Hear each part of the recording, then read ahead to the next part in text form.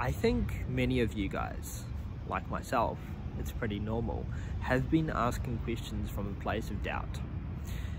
Now, what does this really mean? It took me a long time to really recognize I was doing this, but when you are asking questions, when you are curious about something, you want to know the answer, you can come from a place of wholesomeness and genuine curiosity, genuine fun and joy, or you can come from a place of craving and clinging and needing to know an answer and being really needy, and at the same time not really being open to an answer, not really desiring the true answer, but having a perception in your mind of what it should be.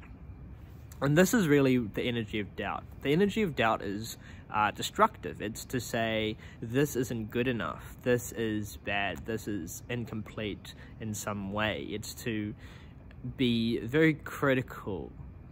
Now, it can seem very normal to ask questions from this doubtful place because it's so common that many of us have been brought up this way. I definitely have myself, and it's a society, part of Western science. You can look at how often science, and I'm sure you guys know this, has been really closed off to more esoteric ideas, and a big component to that is really to be doubting, to really be saying, this isn't right, and I'm not even going to be genuinely curious or open to discussion here.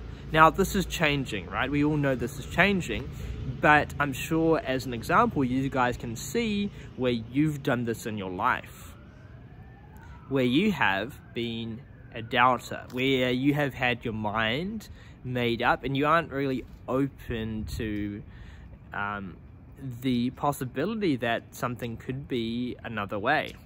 And so that really is the distinction and the difference, and it means, is this coming from a place of wholesomeness or unwholesomeness?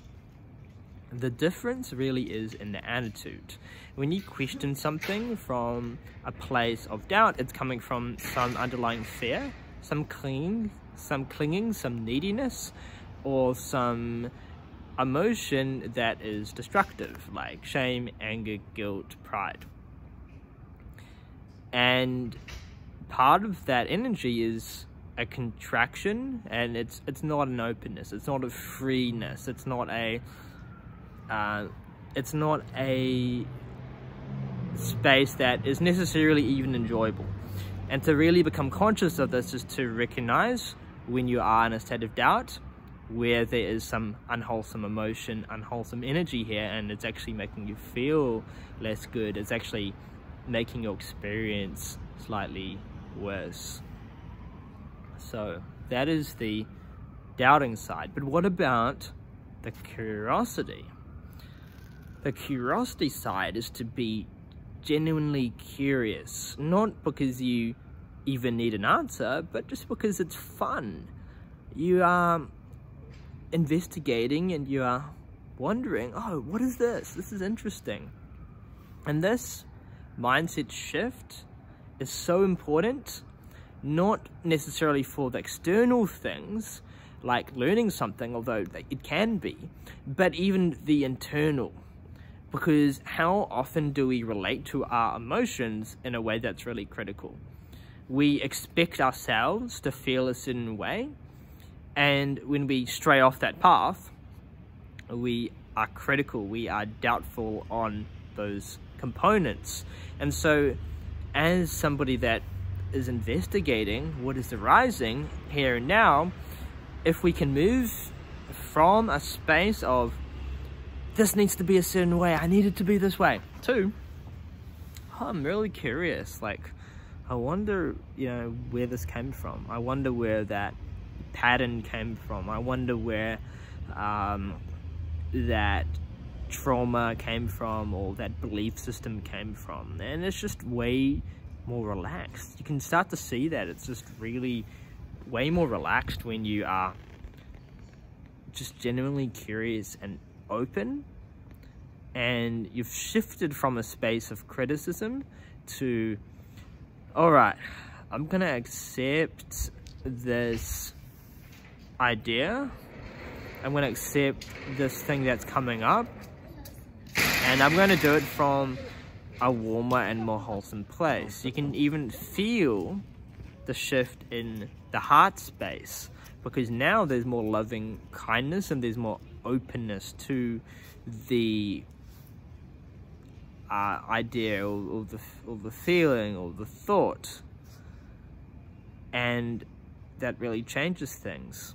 You may also find that when you are coming from a wholesome, genuinely curious place, a lot of the questions you originally had start to drop off, because you are already satisfied and you already feel whole and complete in yourself.